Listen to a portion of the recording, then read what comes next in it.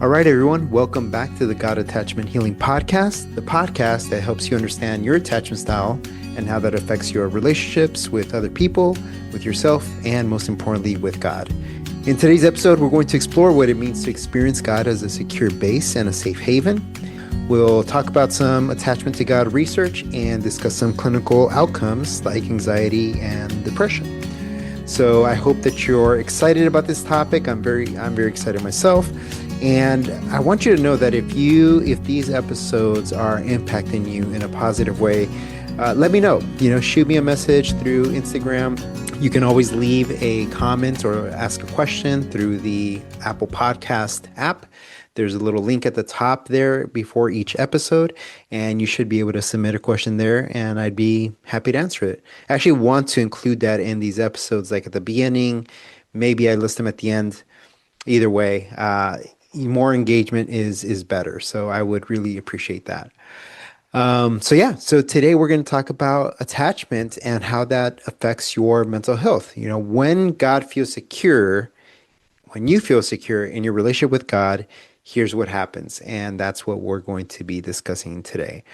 So as you guys know, this is the whole podcast, right? It's about how we attach to God, how we attach to other people, and how those two different relationships, kind of how they weave together in our relationship to ourselves and our relationship to other people. So we're going to define secure attachment. Now, the two concepts that we're talking about today is secure base and safe haven. Okay. Secure base, as described in the research, is really this element of how you feel when you're launching off into the world, right? You have a secure base of attachments. This could be parents, it can be a best friend, it can be a spouse, it can be anyone. But there's this launching pad into the world that you feel safe enough to go and explore your surroundings, right? So typically when we talk about attachment, it's the parent to child relationship, right? What was the primary caregiver's approach to meeting the needs of the child? And if needs were met consistently, effectively, in a timely manner, then what you find is that as you get older, you feel secure. You feel free to explore the world around you. And that is what establishes a secure base, is that the person, typically a primary caregiver, typically the parents, are the ones who provide this safe, secure base from which you can now go out and to explore the world. Right? You have confidence, you have belief in self, belief in a support system, and belief in God that you are able to go out into the world and do well, right? Secure people often have a positive view of self and a positive view of others, right? Which in a lot of ways makes sense, because if you had parents who were able to meet your needs consistently, effectively, and in a timely manner, you start to see that people outside of that bubble, outside of your family, you've developed the belief that, hey, you know what? If my parents who care about me were able to meet my needs, why would I think any differently about other people?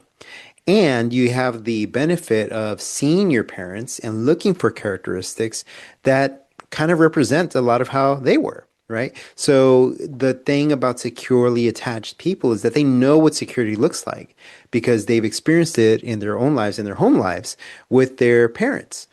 And if those parents are secure and they're meeting the needs of all of their children, then you have a really good idea of what security looks like and what safety looks like. So because you have that model for you, when you do explore from your secure base and you go out into the world now as an adult, is you start to notice things about people, right?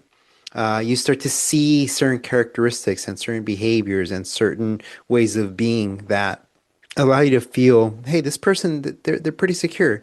And if I were to need something from them, and I feel like they would be able to meet that need, right?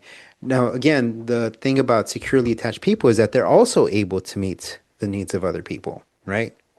So they go out into the world and they're also trying to meet the needs of the people in their circle. So when you create that type of environment for yourself, you have secure people serving other secure people and being able to meet each other's needs, right? So that is essentially a secure base, right? It's the place from which you feel secure enough to go and explore the world, as opposed to an unsecure base, right? Where if you didn't have your needs met, or if they were met inconsistently, or if the actual need wasn't met, for a child, it could be something as simple as maybe it wasn't food that they needed. So mom or dad is trying to give their child food when really all they wanted was a hug, right? That they're fussing, they're making a big, throwing a tantrum. And the parents says, well, maybe you need to eat, right?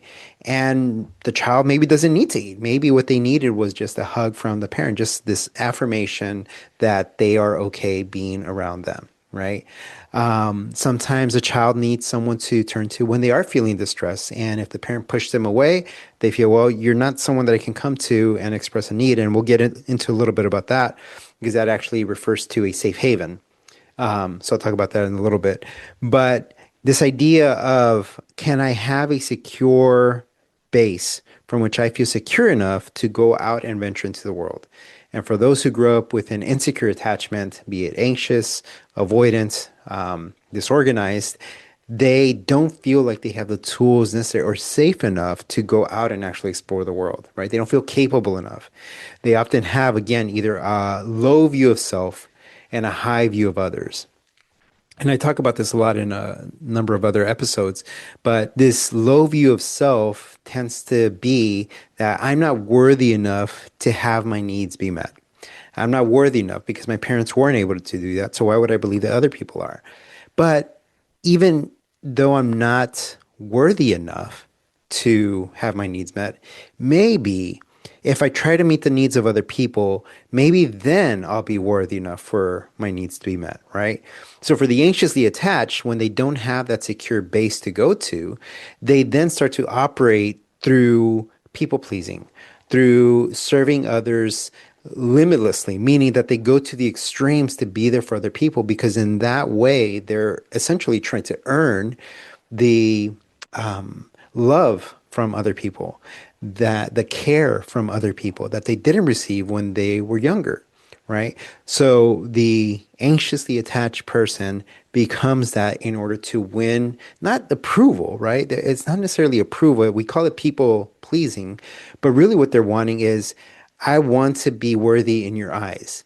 And if I do enough good things, right? If I do good towards you, if I do good in the world, then maybe you'll see me in a more positive light and you'll accept me and want me and love me the way that I didn't receive when I was younger, right? So that's the anxiously attached. Again, we're talking about not having a secure base. So the anxiously attached person does that. Now, there's another form of insecure attachment, which is the avoidant, right?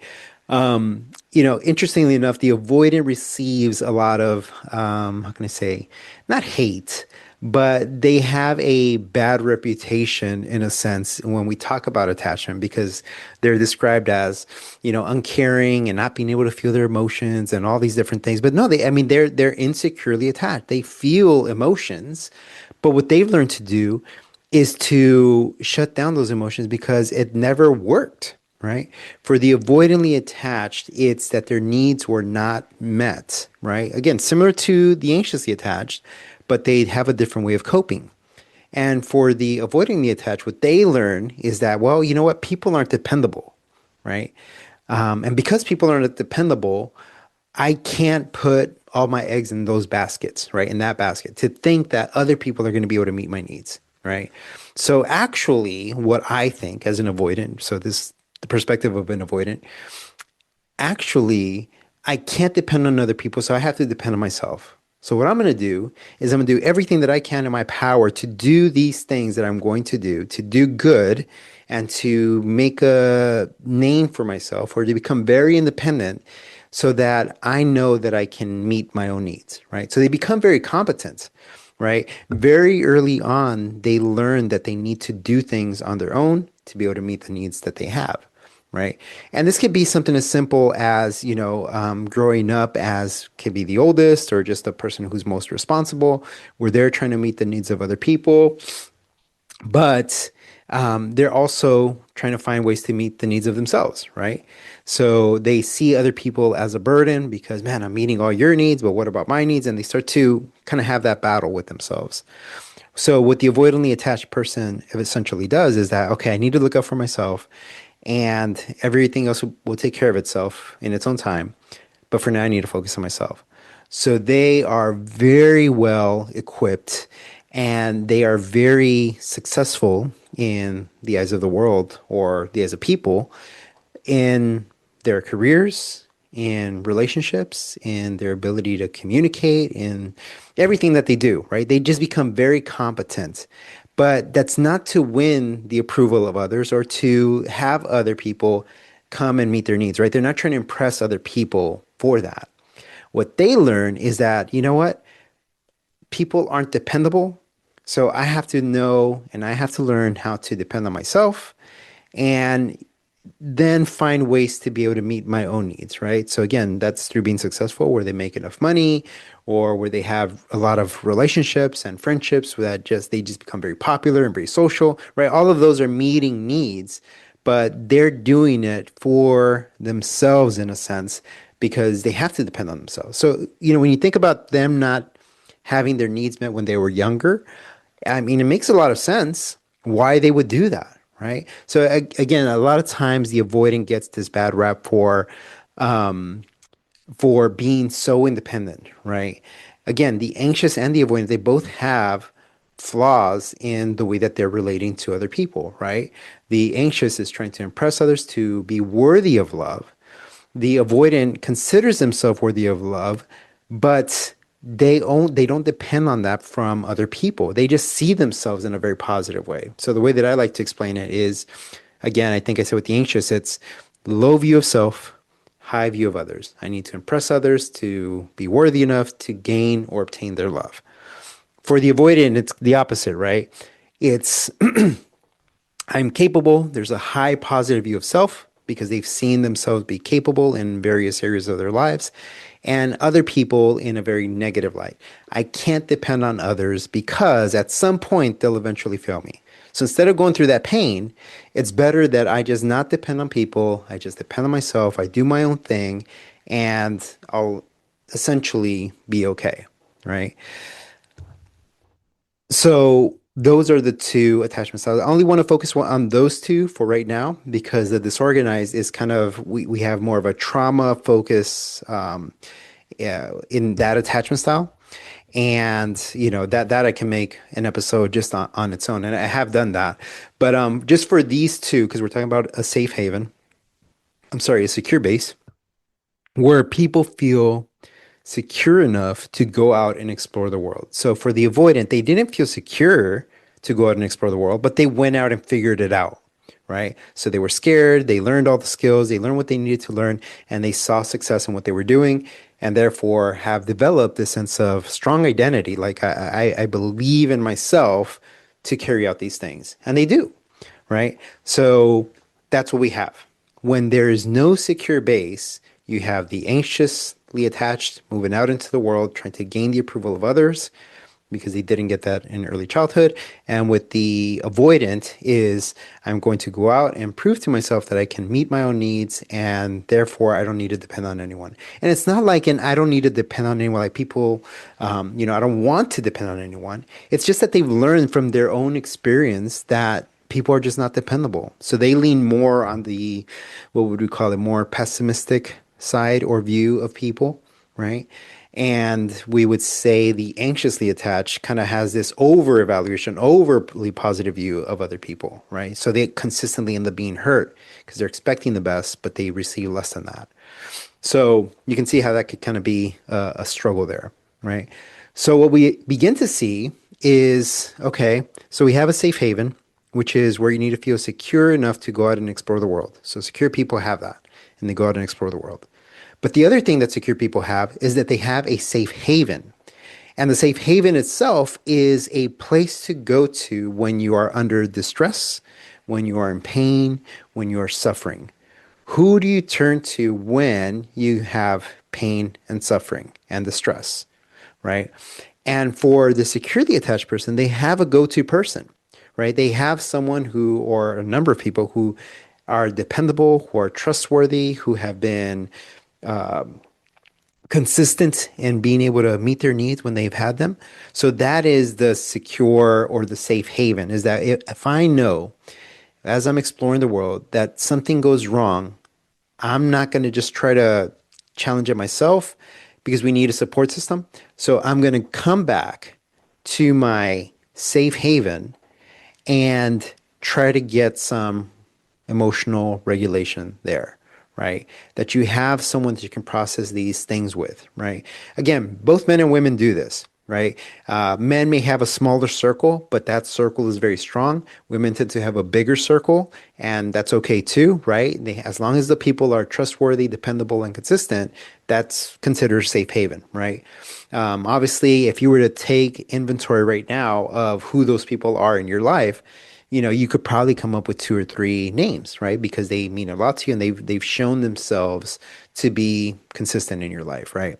So that is a safe haven, the place to go to when I'm under the stress, when I'm suffering, when I'm in pain, whatever it is, I know who to go to, right? And what young children learn is that when they fell and they hurt their knee and they came back to mom and dad, that they were received with open arms. They were welcomed in. I'm sorry that you're in pain. Hey, let's get through this. You're okay. I'm here for you if you need anything, right? Uh, you know, Same thing for a father. How does a father become present when his child gets hurt? Hey, you okay, buddy? I'm right here. Hey, you got this. I'm right here with you, right? They give him this affirmation, this strength. Mom is typically very caring and is tending to the needs. And maybe if there's a cut or a scratch, she puts a band-aid on it, shows him that he cares, or shows her that she cares. So that is a good, warm reception to a pain that is experienced by a child. Now, what you're doing with that, so for those parents who are out there, what you're doing with those multiple examples, those multiple experiences when your child experiences pain, and you're turning towards it or towards them in a receptive, warm, and caring manner, is you're preparing them for the future, right? Is that this is not going to be the first time that they're going to experience pain. They're going to have many times of pain and suffering in the future. And you want to establish yourself as someone that they can come to when they do experience those things, right? You don't want to protect your children from suffering, right? That's not what we're looking for. What I want, or what we want as parents or as people who are securely attached, is you want to be the go-to person when they experience suffering.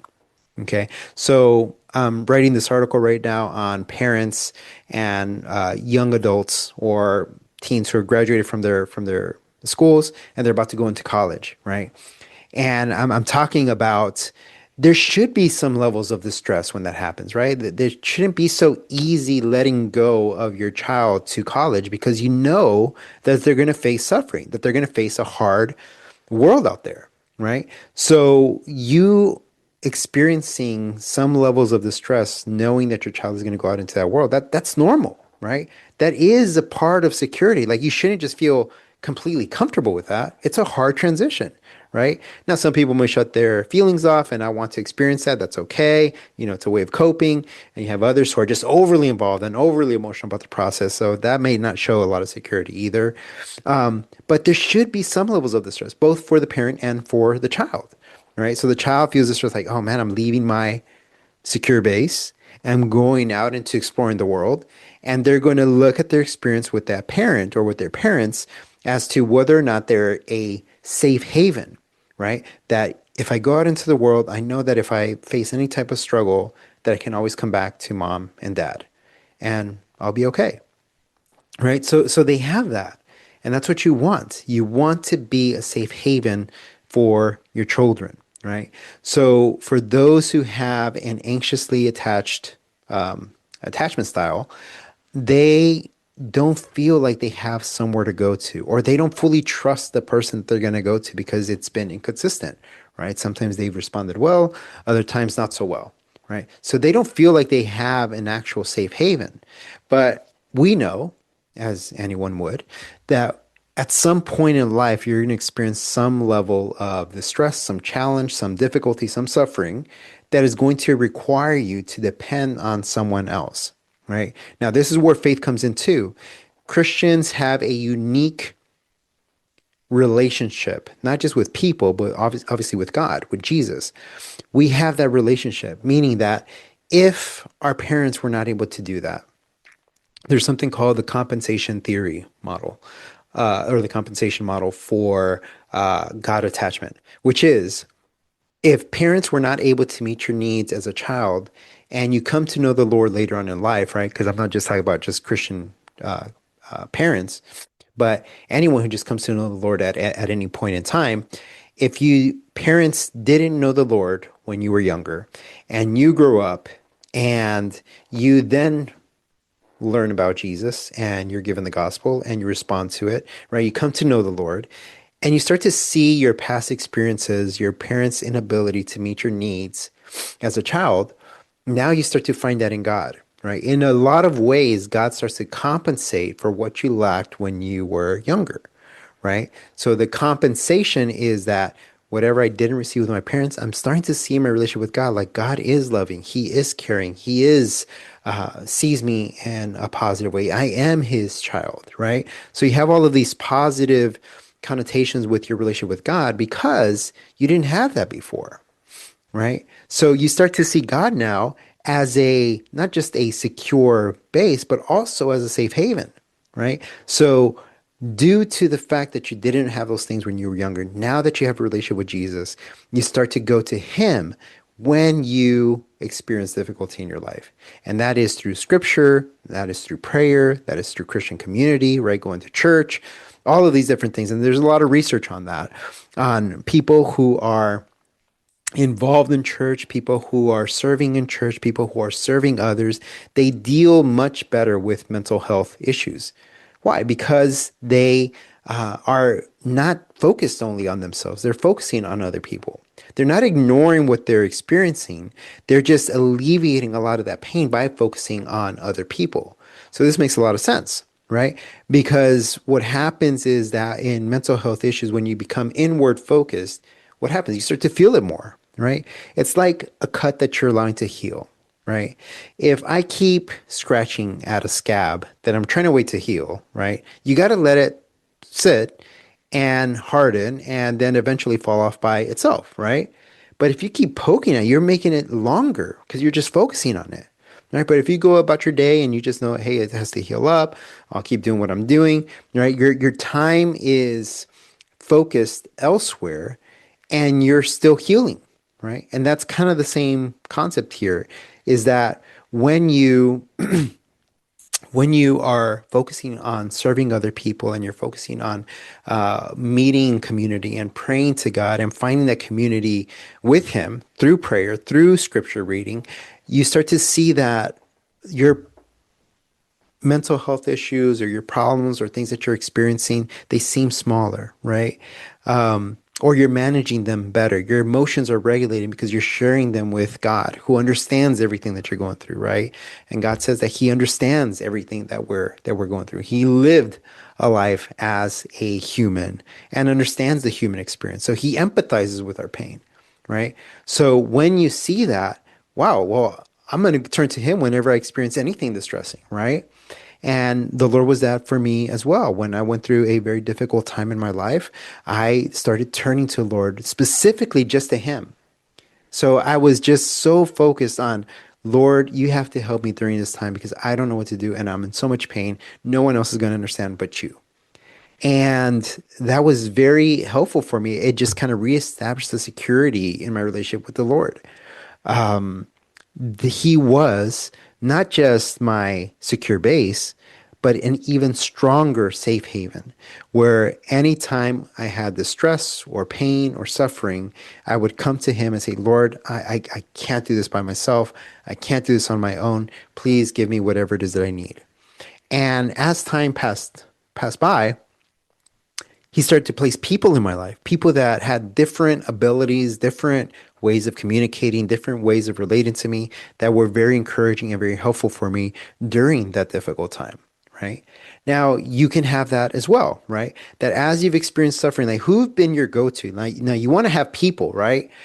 But you obviously, as a Christian, right? I'm talking to Christians here. Jesus is your first go-to. And because we have him as our first go-to, he then uses other people to also meet other needs that we have, right? We are relational beings, we're intellectual beings, we're emotional beings, right? And because God understands that about us, he's able to meet our needs through our relationship with him and also through our relationship with other people. So he places those people in our lives. So that's very important. So the secure base is the safety and explore the safety I have to go out and explore the world around me, to go out and do things. And I have enough of a positive view of self. This is not an exaggerated, not exaggerated, what's the word? This is not a elevated view of self where you think you're better than it. I'm not talking about that. When we talk about a securely attached person, that they just see themselves in a positive light, right? It's not, oh, I'm such a horrible person. I'm this, I'm that, like this very shaming type of language themselves. And they don't have an overinflated view of self where I'm the best, I'm better than, that's not what it is. It's just, hey, you know what? I feel good about myself because the parents have instilled a sense of, hey, you're worthy, you're important to me, your needs matter. Like they do these things which make us feel important and make us feel valued, right? So you want that. You want your children to feel valued. So when you have that, you have a positive view of self, and then you have a positive view of other people because people who are see that you have a need and they're able to meet those needs and want to meet those needs, that starts to play in your mind like, okay, people are dependable, people are trustworthy, right? So you would have a secure base and a safe haven to come back to. For the anxiously attached, they don't have a secure base, so they're venturing out into the world and they're trying to do things the best that they can, but they're operating on wanting to gain worth by doing the things that they do, by doing a lot of good things, typically for other people. And we talk about people pleasing. We talk about just wanting to be seen in a positive light by other people, right? We value their opinion more than we value our own. So all of these different things. For the avoidantly attached is the opposite. They have seen themselves do things on their own. They feel very competent and very capable, and they have a positive view of self, right? I'm capable. I can meet my own needs. Like I'm independent. I can go out and do what I want, right? And I'll be okay. And they have a negative view of people in the sense that they're not able to meet my needs. I'm not going to depend on other people, right? So the reason why they struggle with opening up is not because they don't want to.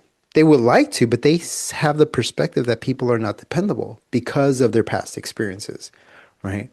And again, one of the things that I talk about a lot on the podcast is that your attachment style can change, right? You need corrective attachment experiences with other people that start to show you that they are dependable, right? So for the avoidant, if you give him a securely attached individual who is able to meet their needs and does so consistently, their perspective starts to shift a little bit, right? Or even if they see it from a different relationship, like if they see it out in the world or in their close circle where other people are being secure in their ability to relate to each other, like they start to want that. Like, oh, okay, so that's what that looks like. It just makes them intrigued, right? They do want those things. They just don't know what it looks like. But when they see it, they know it and they want it, right? So I do want to give that to those of you guys who may be experiencing or may struggle with avoidant attachment, right? Is that when you see it, you know it, and you want to be part of it, okay? And for the anxiously attached person, it's learning that, you know what, I'm doing these things not because I want to gain their approval. I know that the Lord loves me. I know that He placed people around me that do care about me. I just need to learn how to appreciate those or accept that love that is given to me, right? Oftentimes, anxiously attached are blind to what others are already doing for them or how others are loving them because they're focused on gaining the approval of other people, right? So sometimes they miss it. But if they were to focus more on those relationships where they are cared for and they are loved now as adults, then they would probably start to feel that a little bit more. So they start to get a more positive view of self as well as maintain that positive view of others. Okay. So a lot obviously on attachment and religion. So When we talk about religion, it's the things that you do. When we talk about spirituality, it's how you feel about your faith, right? So when you obviously have a secure base, right, somewhere where you feel safe enough to launch into the world and try things out, and when you experience difficulty or suffering or pain, that you know that you have someone to come back to, the safe haven, to be able to process what you're feeling, process the difficulty, to, feel supported in those moments, then, you essentially have a good system for being able to relate to the world around you, right? God will provide you with what you need. So if you, as a listener, are a Christian, and you have not experienced the safe and secure attachment style, that's what I would encourage you to do, is to start to just find people, right? First, connect with God. Again, prayer, scripture reading, community, strong Christian community. If you start to invest in those three things, I promise you that you'll start to see God in a different light. And he'll start to bring people around you to comfort you, to provide that opening. Because God meets our needs in various ways. And sometimes we miss it because we're focused on the wrong thing. So if I can encourage you with anything, I would encourage you with that. And yeah, I think that's a good place to end here as we talk about the safe haven and the secure base. This does affect how you view yourself, how you view others, how you view even your mental health. So hopefully this was helpful to you guys. Thank you for tuning in, and I will see you next time for another episode. Take care, guys.